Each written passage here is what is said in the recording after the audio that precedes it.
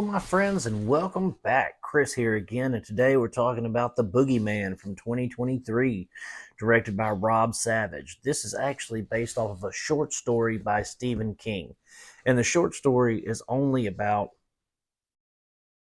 10, 15 pages long, maybe. So they adapted this film based off of a 10-page short story. Hey, that's cool. They did that with The Last Voyage of the Demeter, the Captain's Log chapter, and that movie kicked ass. I wish I could say the same about this. So, the Boogeyman, I mean, who doesn't know what the Boogeyman is, right? Everybody, he's under your bed, he's in your closet, he's freaking everywhere in the darkness, lurking, waiting, getting ready to get you. You know what I mean? So, we have this family.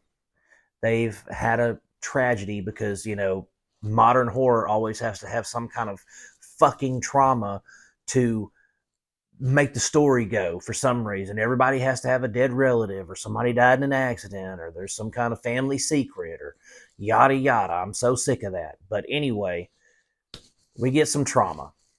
The dad is a shrink, okay? His children need him, but he's so just like he's the only complex character out of the entire movie. I'll put it that way. He his youngest daughter, she starts seeing the boogeyman and all these kind of things, and she tries to talk to him about it, and he's like, you should really just talk to your therapist about that. Well, who the hell are you then? You're her dad and you're a shrink. Every shrink that I know personally in life would all be about talking out their feelings and all that. But he doesn't want to talk about his feelings because it's about their mommy and she died. Get over yourself, bro. It's your kids, just shitty parenting 101, I guess. Uh, and, his character's flawed. It's really flawed. And I mean, that makes for a good character, but he doesn't have any kind of like arc or development. He's just that, I'm a shrink, but I'm not willing to talk to my kids about their feelings. And he never matures past that as a character, and it's really frustrating. The kids, the big sister's pretty good. She's a decent actress. The little girl's okay. Uh, but this movie's about the boogeyman, right? It's not about the family. It's about the boogeyman and what he does.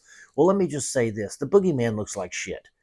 The boogeyman looks terrible. He's not, the monster itself looks like almost like a monkey, but with glowing eyes. Like, I don't even know how to describe it. It's like this slender bat looking creature that is, climbing on your ceilings and running through the shadows and all that. And it just wasn't very scary. It wasn't intimidating. I thought the creature design looked stupid. And another thing, they didn't really build on any suspense.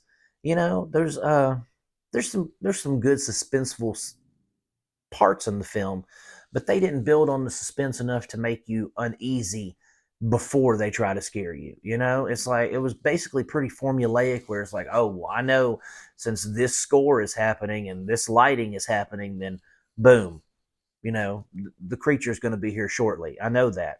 And they didn't do anything to subvert those old tropes from horror movies. They didn't do anything to make this new or exciting. I found it just a pretty basic creature feature. Um, Again, monster, he doesn't look that cool. Now there is a scene in the film where the monster like is on top of somebody, and you can really see its face real good, and its jaw looks like fingers, and then like fingers come out of its mouth. That was pretty intense. I was like, oh, okay, that's cool. But one scene ain't gonna make me love the movie. So we basically have, the boogeyman running around trying to get this family, and that's the gist of the movie. And I just wasn't that pleased with it. I'd really been wanting to see it since it came out in theaters, because I'm a big Stephen King fan. I like his short stories and his novels and stuff. And now, given I've never read the short story to this, so I don't know how accurate to the short story it was, but I dig his work, and normally his adaptations are pretty good. And this one, I just felt it was flatter than a plate of piss, as my idol Jim Cornette would say. It was really just not very good. It was, uh, I say it wasn't very good. I mean, it had its moments, but it just fell flat for me. I didn't particularly care for it. Um, it was a 2.5 star movie, guys. You can find it streaming on Hulu right now if you want to. I mean, give it a shot. I'll say that. I'm not going to tell you not to watch it because it wasn't that bad, but it wasn't as good as I was hoping it would be. So go ahead and give it a shot over on Hulu, guys. If you like, if you like my reviews and stuff, please like and subscribe.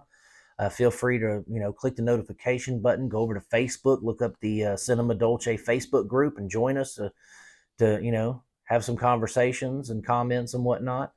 And follow me on TikTok, guys.